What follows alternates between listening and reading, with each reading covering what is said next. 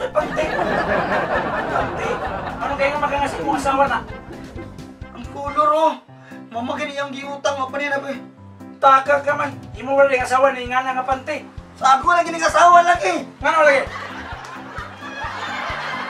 Oo, mamagin iyang inabuhan kanina. Napay napkin gali oh. Sa ako ng asawa. Imo wala yung asawa ka napkin. Sa ako lagi ng asawa lagi. Ngano makasyon mong gikan sa imong asawa na? Asawa. Oh, napagkaingalan niya oh.